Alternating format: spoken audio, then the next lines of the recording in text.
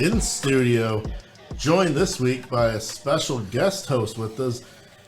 Hart Hillhouse joins me and Coach Brown this week in studio. Howdy, howdy. Good to have you, Hart. Thank you.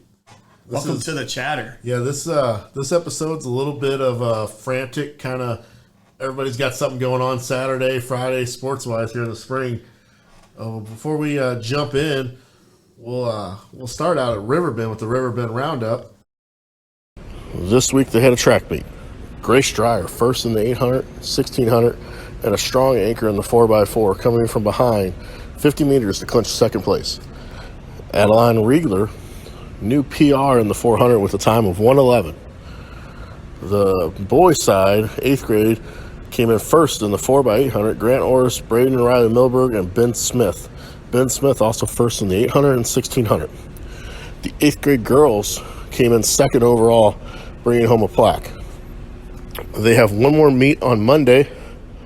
Hopefully next week we'll get Coach Missy in to talk about the team during the Riverbend Roundup and discuss some of the development throughout the year with some of these athletes. All right, now after we caught up there with Riverbend, let's jump out to 425 Indian Warpath Drive. This week the baseball team started off with rain. Again, they did get a rain-shortened win against New Haven on Wednesday, 12-0.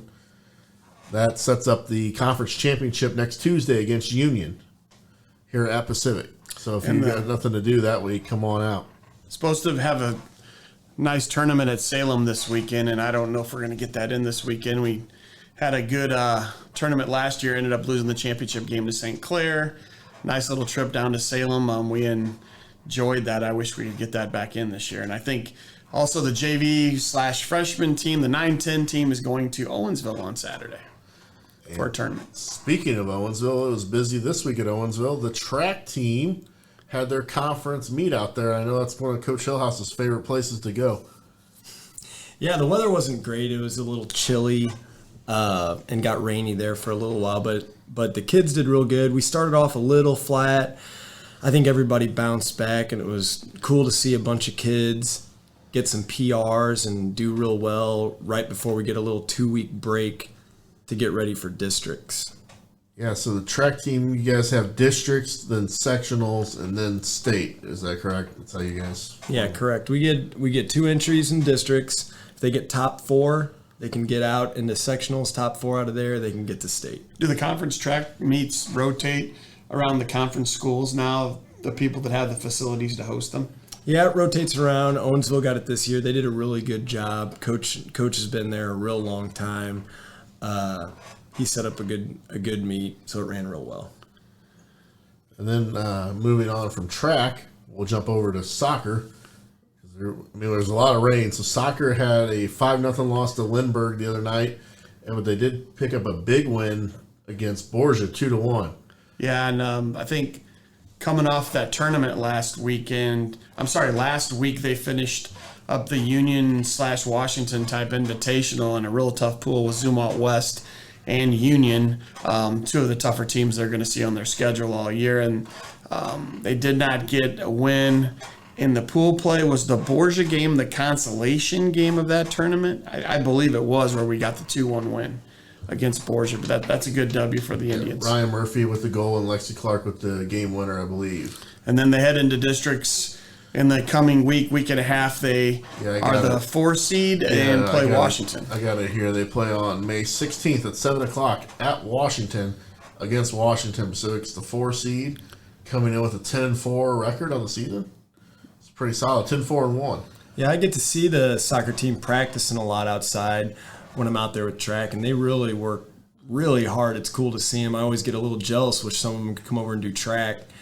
Coaches do a real good job over there with them. I wouldn't sleep on the Indians there when it comes to district time in soccer. Got some athletes. We know from basketball. Yeah. They got some athletes. Speaking of an athlete, I did catch up with one of the soccer players this week for our segment, The Hot Seat.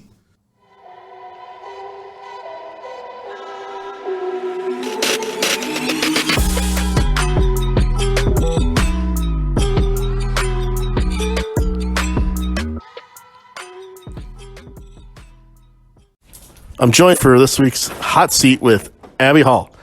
Are you ready to get on the hot seat? Yeah. Okay, here we go. More doors or wheels? Wheels. Cats or dogs? Dogs. Batman or Superman? Superman. TikTok or Instagram? TikTok. Disney hero or villain? Disney hero. Pizza or tacos? Pizza. iPhone or Android? iPhone. Chocolate or vanilla? Chocolate. Adidas or Nike? Nike. There you go. And you're done. It wasn't that bad. She's off the hot seat. And then as for golf this week, they had no meets this week scheduled. They have districts on Monday. I believe that is at Farmington at Crown Point Golf Course. Yeah, one of the underclassmen said the regular season's wrapped up and they're headed towards districts. I guess the 5 best players or who have assumed those positions are going to go down to Farmington and see if somebody can qualify. Yeah, golf, they just take their top 5 and they call it good and see what they can go do.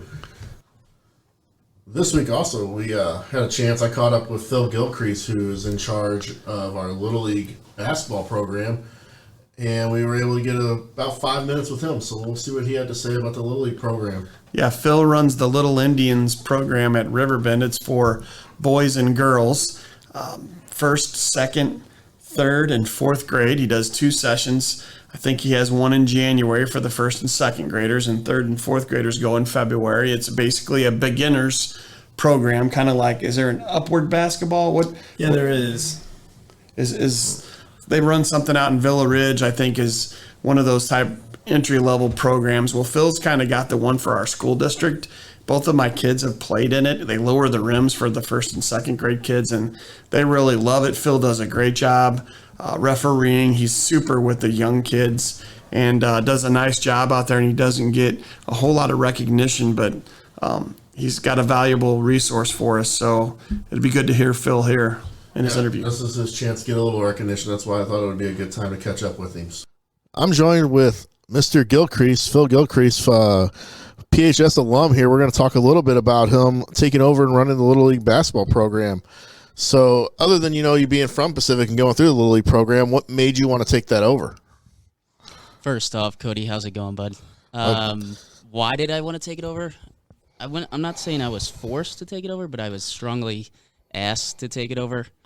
But no, with the Little League basketball, as somebody who participated in it and then reffed it, and then eventually, now that I run it, Roger Gish, who is a important person in my life and the life of a lot of basketball players in the area, he started it, and he was wanting to step away from it and just coach, and so I was the next one on the list, and I decided to take it up. Yeah, Roger's done that for a long time, so I guess he was ready to hang it up and pass it on to somebody new. So how much fun do you have working with those young athletes? Because you got to enjoy teaching the game if you're going to do that. You know what? As some people have told me, it's the greatest show in town. If you are available on Saturday mornings, I like to start early, and those young kids, they love it. They're funny. There is a little basketball that does happen, but those first and second graders, they get after it. They're tough. They have a good time, and it's just great. Really great to see. Super funny. Good time. And then do you believe in introducing them to the game young with different rules that sort of allows for success? I know you guys lower the hoops and you don't really call the traveling and all that real tight, so the kids can have some fun. Yeah, I guess there is a balancing act there because you want to introduce the game. You want them to love it, but you also don't want them to get the wrong impression of what the game really is. And because it's an introductory league, I don't want to be as strict as I am, per se, with the third and fourth grade. But with the first and second grade, we do lower the rims. We have fun, but we just want to teach them how to compete and be respectful is the main objective. Yeah, this year in the Little League basketball tournament, the 4th, 5th, and 6th, I was told I didn't enforce enough rules. I just kind of let them play. Yeah, you gotta let them foul each other pretty hard every now and then. A little context, nothing wrong with that. Character building. So this is also kind of new for you here. You're now a teacher. You were here at the district for a while as a para, and now you've moved into a teaching role. I mean, we're here today because we were recording some short stories for your class. How has that been as you made the transition? I absolutely love it. I love it. I mean, some days are worse than others, but that's in any field you take up. So I knew what I was signing up for, and it's good to give back. Mr. AG is my principal, and he was once my teacher, and I get to see other faculty members that I went to school with. So the transition has been nice to stay in district and just to see kids that I had at Truman, which is pretty cool. Seeing them now, in a different role. But it's been quite the experience, and I love it. Do you still think it's a little weird that we have teachers from when we were in school now our coworkers and our bosses? I've had the hardest time calling Mr. AG Matt. I think I've only done it once to his face. Kind of weird. He is always and forever Mr. AG, just like Mr. Savage. Those are those staples. You can't really sway away from calling him Mr. So, yeah, it's cool. It's different, but it's been fun. All right, and now that you're at the secondary level, I know this question, we had you before at elementary. You kind of did a little baseball and stuff. Is there any sports you want to get back into as far as coaching now? If we talked about this before. I would love to be the golf coach. I mean, that's the dream job. I feel like you have to earn that spot, though, as Coach Finlier was at the helm of that, and now it's Coach Shinza. Sure, yep. So I feel like you have to put your time to earn that gig. It's, as you get older, you love golf, and you get your spring and your golf. It just seems like the perfect combination. So that would be it. But I know I got to put in the work. Yeah, it's a job I think that everybody would like to have. Yeah. It's probably the most popular one. All right. Well, thanks for joining me today. I know we got to get it back to recording and back to maybe some recess duty too. So yes, sun shining, man, outdoor recess, nothing better. Thank you for having me, Cody. Thank you for joining us. Next time, can we have Coach Brown on here, and I'll come back. We'll try to get Coach Brown in if his There we schedule allows. He's a very busy guy. He's got a lot going on. Yeah, he's tough to get. All right. Thank you, Phil, for that interview. Now it's time for everybody's favorite segment. Performance of the week. All right, let's start off with our performance of the weeks. I'll let Coach Brown take it away. My pick, I guess I'll go with the baseball theme this week. Our rain-shortened game. I think he might be a repeat winner of this award. It's sophomore Ethan Brosher, our center fielder, our left-handed throwing, right-handed hitting center fielder who is among the league leaders right now in the STL and batting average. He's darn near hitting 600, and that's pretty impressive with as many at-bats as he's had. He's been in the four-hole, I believe, most of the year. In the rain-shortened game at New Haven, 3 for 3. If he would have got another at-bat, I'm pretty sure he'd have got another hit. He's been clutch. He's kind of carried us in the middle of the order this year. He puts a lot of time into his trade, but my performance of the week, Ethan Brosher, and I hope he keeps it up. All right, let's see who our special guest, Coach Hillhouse, has for this week. I'll take the whole girls track team from the conference meet. Nothing against the boys. They worked really hard and did well, but our girls team performed at a high level. We had multiple girls getting top 3 medals. Lexi Lay got first in the 100 hurdles and the 300 hurdles. She finally beat her big rival that she hasn't beaten in the 300 hurdles. Molly Pritchard got a second place and a fourth place, I believe, in shot and disc. Elena Daniel ran a second place 400-meter run. And our girls 4x4 team, that's kind of the spotlight race at a track meet at the end, ran a really good race of Bailey Reed, Layla Bonner, Liberty Blackburn, and Elena Daniel got second place in that 4x4, which was kind of a little bit of a shock. We knew they were going to do well, but now we're real excited for that one heading into the future. And a lot of our girls are underclassmen, so most all of them are coming back, so we're really looking forward to the future of that. And you had said you guys get close to winning some meets, and you don't really have a lot of girls in the distance events. Right now we don't have anyone at any meet entered in the 800-meter run, the 1,600-meter run, or the 3,200-meter run, or the 4x8 team for that matter, which has given us a big old goose egg in those events. So shout out to any girls that would like to run a little bit of distance. Hey, Riverbend. We'll take you. Hey, Riverbend 8th grade girls. I believe Riverbend has some distance runners. They've got one or two, and I know they've got some athletes. So hopefully they can contribute next year.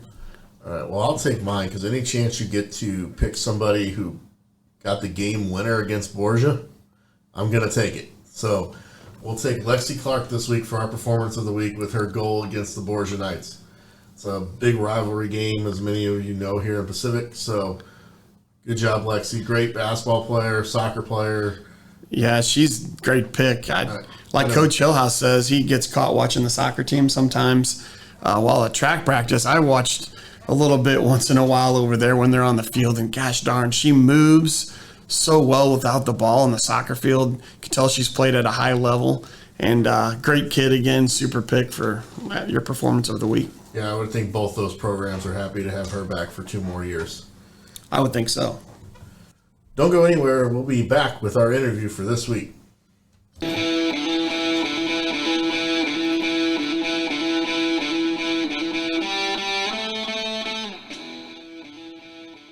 All right. Joined in the studio. It's a little bit different. He's kind of here all the time, but we are going to have Coach Brown on the interview seat. So I'm joined with Coach Hart Hillhouse to ask the questions. Coach Hillhouse actually would have played for Coach Brown back in the day, and I would have played for Coach Brown on the baseball side, Hillhouse on the basketball side. So we kind of have 2 different aspects of the Brownieisms, as some of the kids call it, which I know is some of the questions people are going to want to know about. First, let's jump in. You've been around a long time doing this. I mean, almost longer than I've been alive. So what made you sort of choose Pacific? I know you're from here. I'm a hometown guy, year 28. I think I moved here when I was 8 years old. My father was a coach here in the 80s, won a district title in basketball. My mother, we moved here from Roodhouse, Illinois, and he was a head basketball coach over there. And we had one of my mom's cousins was working in the district, and the job came open, so Dad moved the family, and we came over and instantly fell in love with the area. And both of my parents are educators, and I kind of thought, maybe in college I would try business, and that wasn't very much for me. So I jumped in and rode that education, train like my parents have done. And it's been a great career for me. I've loved being here, and I've enjoyed every minute of it. I guess one kind of unique thing to me is when you coach JV, baseball, and basketball is how many varsity coaches have you worked for? That would be 2 varsity coaches. I've worked for John Van Leer and Jeff Reed my whole career. All right, pick one. Pick one for, well, it depends on what you're talking about. We might have to break that down a little bit. I think you just got to pick one. I'm pretty sure it just puts you on the hot seat. Are we playing golf? Or what are we doing? I don't know. You're still around Coach Reed. That would be the one I would probably go with. But early on when you started coaching basketball specifically, because your dad coached basketball, did you ever feel like you were trying to take a lot of what he did into how you coach, or do you feel any added pressure to do well when you first started coaching? I know. It was really weird how I got into being an assistant, because I was sitting at a wedding reception, and John Van Leer and Lori were there at this wedding reception, and I went to school with Lori, and I didn't know John very well, and we're sitting there, and we just started talking. And I said I was going to student teach in the St. Louis area, and he had known that I'd played basketball, and he had played when my dad was coaching at Pacific, and he was at Union, and I was student teaching. And he's like, well, hey, I need a freshman coach. And do you want to come over and do it? And I said, well, maybe after my student teaching job is over at Lafayette, I can sneak over here and coach your freshman team. So that's where it started. And I had coached a little bit in college. Back then we had in the summer, I don't know if you know this, Coach Hillhouse, New Haven had a league for high school kids. But at that time, you couldn't play only high school kids against each other. They had to have an out-of-school player play in the league. So I went over and played in the league and coached the kids at the same time in a summer league at New Haven. So I got a little bit of experience coaching there, and then I jumped in coaching for John Van Leer. But, being a coach's kid, I was in the bleachers since I was 1. I'm sure I ran around underneath the bleachers quite a bit at the games, but I remember a lot of my dad's games. I grew up wanting to be an Indian. That was easy for me to come back when I came back, but I really didn't feel any pressure per se from my dad to excel at it. And, he came and supported me. He still supports me. My mom supports me, and we're pretty tight in that respect. But I don't think I really felt any pressure one way or another from my father. So that's how you got into the basketball side. How about the baseball side? Well, Coach Reed became a teacher a year or two after I did, and he was volunteer assisting, I think, with Coach Rowbottom, and Coach Hamlet was the other assistant baseball coach. And Jeff aspired to be a head baseball coach, and I knew that from the beginning. And Jeff and I played in high school together. We played basketball, and he was a couple years older than me. I didn't play on the same baseball team as him, but we were friends. And when he got the job, he was looking for an assistant. And at the time, they were just starting JV baseball, and he knew he would need somebody to help with the JV team and assist him on the varsity. We eventually picked up a third assistant as we went along, but it was just a pretty natural fit for Coach Reed and I to join forces. And then the coaching staff got a lot better about 12 years ago. Yeah, we've added a lot of help over the years, and we have a great staff, and we've had a lot of good coaches on the baseball staff as the years have gone on as well. So I know you won district in both baseball and basketball. What was the feeling like when you won those? Was one different than the other? Was there just a sense of relief, or how did it feel when you won those district championships? The basketball one felt amazing. I mean, they all feel amazing, but the work that we put in, and John put in, and a lot of the players and a lot of the other assistant coaches and a lot of time that families have put in to build the basketball program, it was just an incredible feeling. And you'll remember as well as I do the crushing defeat we had at Brosher the night when Cullen was a junior, when we had that game pretty much won, and a lot of things happened, and I don't think we slept very well that night.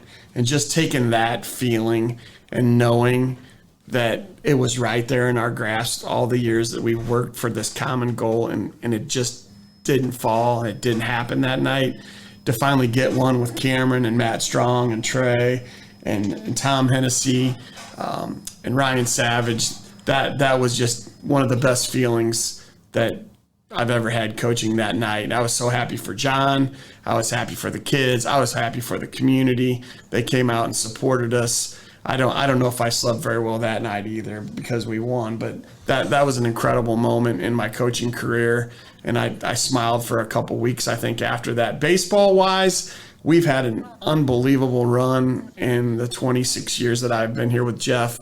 We've had several teams that should have been Final Four teams if a few things fell our way, including enrollment.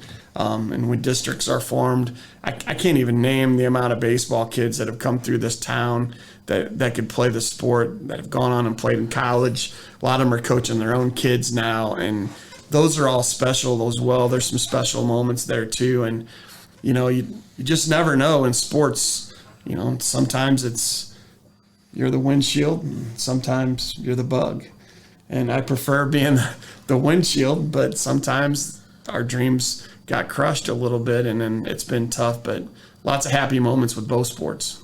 Yeah, speaking of the district thing, that's one thing I can say about Pacific that's kind of nice is I was there for the basketball district, and I was just as pumped as when we won the baseball district that I was a part of as a coach.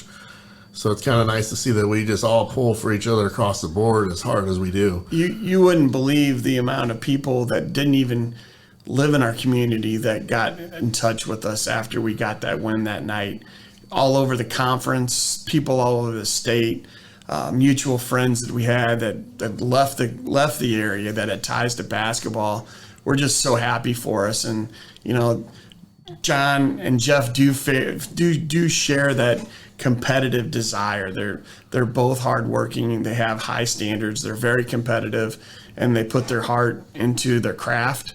And for John to get that one, which he deserved it, and he deserved a lot more than one, but to get that and have everybody feel that with us, yeah, I don't know if you can say any more. So you're also in a unique spot here is you're sitting here with two former players that are now coaches. There's other former players that are now coaches. Is it kind of interesting, cool for you to see those people come back? Yeah, and being coworkers. I mean, working with former players when you've done it a long time, and it just becomes like, yeah, you guys were players of mine, but now we're friends. We're really good friends. We share a lot of stories. We've shared a lot of laughs. That's what makes the coaching profession great. If you love who you work with, it's like when you go to a 9-to-5 job, and you're going to stay at that job if you like what you're doing and you like who you do it with.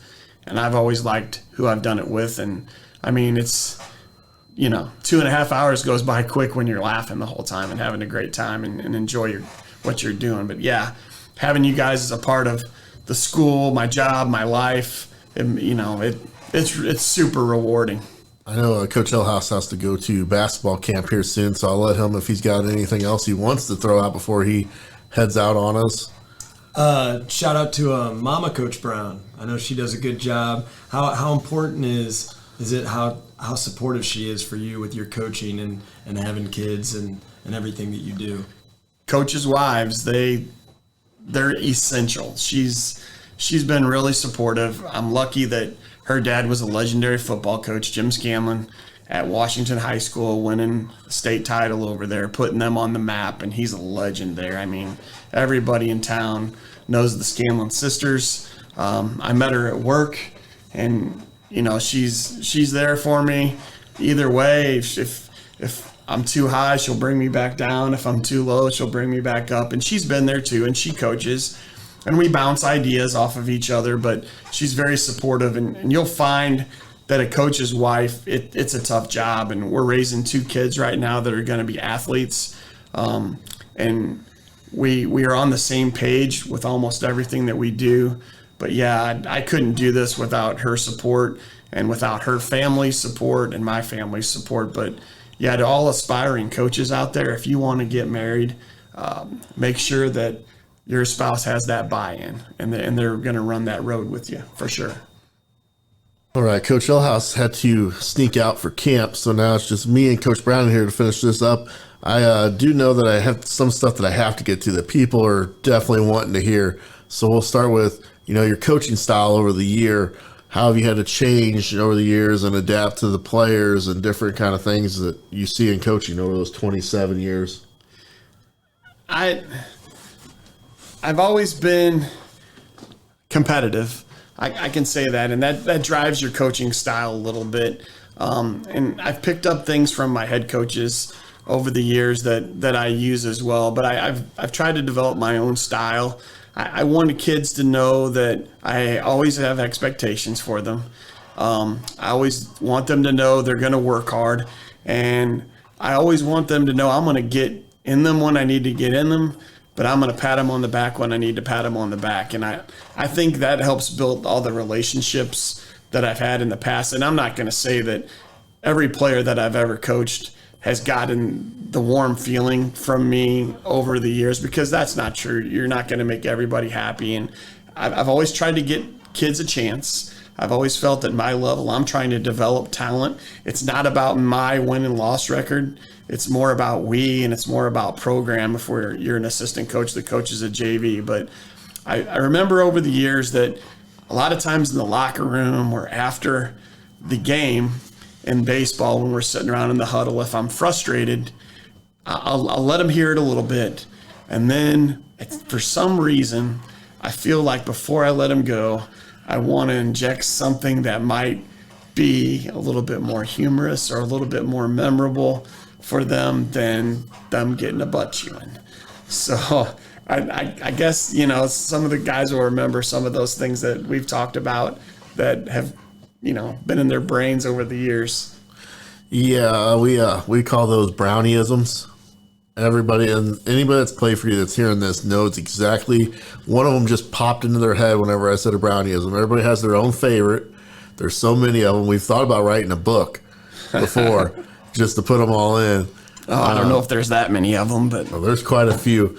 They are good because, like you said, it does lighten the mood. Sometimes, I remember playing for you, and we would just play bad, and be getting an earful, and then all of a sudden you say something at the end, and it's just kind of like, I feel like this whole getting yelled at thing wasn't really that bad, because that just lightened the whole thing. Whether it's pulling up to New Haven and there's already a circus set up there, and The circus is in town. Yeah, I remember that one. I think it was Ryan Farrar's group. That one got used on those guys a lot because, the circus music, when things are going wrong, it might be in practice and it might be in a game, I just hear in my head that it's like the big top is there, and it's just like, what are we doing? This is just a big old circus. And I shared that with the players a few times. I'm going to put this out there now for when people listen to this. Tweet us at Indians Chatter your favorite brownieism. Because there's some that I don't even know or I've forgotten, because there's so many that the people that played for him in the 90s, early 2000s versus now, they've just elevated and changed all year. I know the one that sticks out to me is whenever we had the JV tournament and you bought a joystick on the way to the game at a yard sale you saw randomly, because you wanted to talk about how the kids play nothing but video games and you're going to try to control them like they do in the video games. They were late. I mean, that was when the gaming systems were coming out, and I couldn't get anybody to execute a sign, and we couldn't execute a play. And I'm like, I'll just take this out of your guys' hands. If I just had a joystick at third base, we'd go undefeated. So I thought I'd try, and I think they found that a little bit humorous. I also had a team one year in basketball, and I love these guys to death. But we turned the ball over like 28, 30, 31 times a game. And I couldn't take it. In the summertime, before we had a regular season, we just kept throwing the ball to the other team. And I had to remind them quite often that we're wearing purple or we're wearing white that day to throw it to that team. And then I also started giving them nicknames like the guards. Like one guard, I called him Cherry Turnover. And another one of my guards, he was Apple Turnover. And then I had a Strawberry Turnover. So they had all these fruit names, but it was because they're turning the ball over. So I was frustrated, but I had to turn it into something that might be kind of funny and they would laugh at. And they would know that what I mean, but it was meant in a light way because I love those dudes. But I thought I'd make some funny times out of it. So as we move towards the end of this interview, which was kind of fun to have you in this seat instead of in the other way. Yeah, it's different. Yeah, I had to do it the other day for a project, an 8th grader's project, and it was unique to be on the other side of it for once. So as we talk about this and the long tenure with basketball, which you stepped away from now with the baseball side, I believe there's only a couple more years left for you on this JV side, and then somebody new gets to take over on the baseball side of things. Yeah, the baseball, Four Rivers will have a new dean, I guess, in a couple of years. I'm jumping over to coach my kids' sports teams. I really like watching Jameson. I love watching Maddie compete. I've coached girls basketball for the first time in my life this year, and I won't lie, in December, I didn't know if I was going to make it. And by February and March, we had improved so much. And I watched my daughter just evolve before my eyes and a couple of the other girls. And I really enjoyed it. So, yeah, I mean, I know you didn't like some of the officiating at the Pacific 4th grade girls tournament. I don't know what it is. Basketball referees fire me up more than anything. I can handle bad baseball umpires. They don't make me mad. I don't get it. I can get mad at them, but man, I have a hate sometimes for basketball officials, and I do not know why. In my defense, in those games, since I was reffing them, I was pretty winded to blow the whistle. So I think it was more just I was able to make it down the floor. It was good. Hey, I don't mind if a ref's bad. They just got to be bad on both ends of the floor. Yeah, I did that for both teams. Yeah, then I don't have a problem with you usually. And then also, before we wrap up here, this show, I mean, we don't know where we stand as far as next year on the season 2 yet. We got to see what we're going to do.